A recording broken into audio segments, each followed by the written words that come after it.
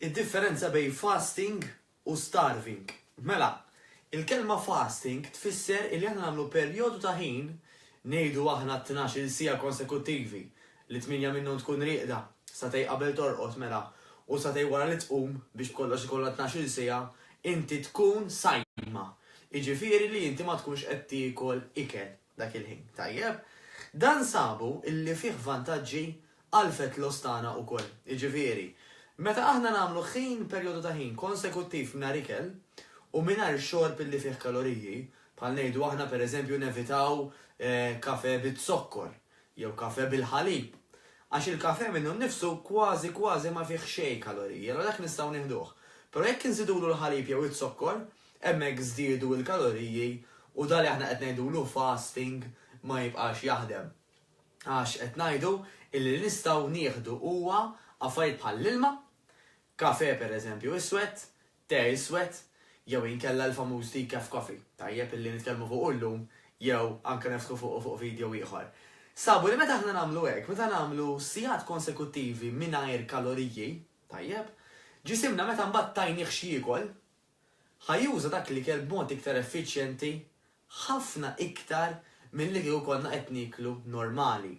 Fejn fost l-oħrajn, waqt dak il-perjodu li aħna qegħdin bil-ġuħ, jekk nistgħu ngħidu hekk li qegħdin fasted, tadux taħsbu li ħadbatu xi ħafna ġuħ ta' barra minn hawn, ta' forsi għal-bidu l-ewwel ġurnata tnej sakemm tidraw iva, u speċjalment minn minkom mhux indorri jixrob l-ilma jew jieħu daw il-decaf coffee, iva, iż-żaqqa tgerger u ħatħossok illi inti qisha l-aħħar tad-dinja tant qabdek ġuħ. Imma meta tarak illi inti qed tixrob biżejjed, ġismek bla ma trid ħatħossu fuller for longer kif jgħidu, ħatħossu iktar mimlija milli kieku ma toħodhomx. Anyway, mela, ħalli nibqa' fuq il-linja fuq is-suġġett. It-tema qiegħda hawnhekk illi meta aħna ma nkunux qegħdin nieklu, ġismek waqt dawk is-16 sija pereżempju għax hemm min jagħmel 16 sija konsekuttivi ma jikolx. Imma hija ngħidu għall-eżempju tal-lum li qed nagħmlu 12 sija. F'dawk it-12 sija ġismek ħajjuża x-xaħam li inti għandek depożitat għall-enerġija. Allura, immaġinaw din għamluha ġurnata wara l-oħra tul ta' żmien. Nista' naraw kemm ġisimna qed juża xaħam għall-enerġija peress li aħna qed nagħmlu dak il-ħin konsekuttiv ma tantx niklu. U din hija differenti ħafna mill-misħuta jekk nista' ngħidilha hekk starving. Starving ifisser illi inti f'ġurnata tiekol mill-inqas. Id-differenza bejn fasting u starving qiegħda hawnhekk. Illi meta inti qed tagħmel fasting, dak li kelli suppost tiekol, xorta ħatiklu, però ma tiklux f'dawk it-12 sija li qed insemmu. Tiklu fit-12 sija ta' wara.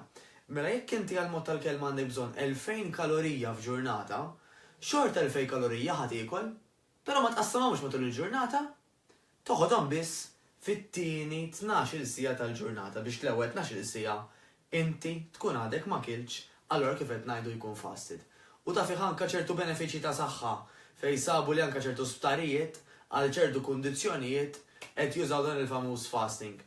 Ħanistin kont fitxu fuqu, ħattużaw it-terminu intermittent fasting. Intermittent fasting.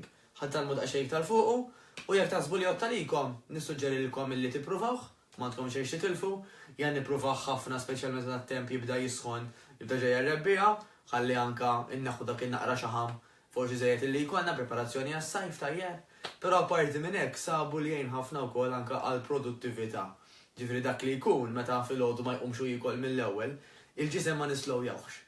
Allura inti qisek tista' mill-ewwel tiswiċċja l fuq ix-xogħol li għandek tagħmel u x-xogħol tiegħek tagħmlu iktar malajr. Ġifieri dik xi ħaġa interessanti ma dik xi ħaġa by design. Primarjament iva hija teknika tajba ħafna anke għal fat loss.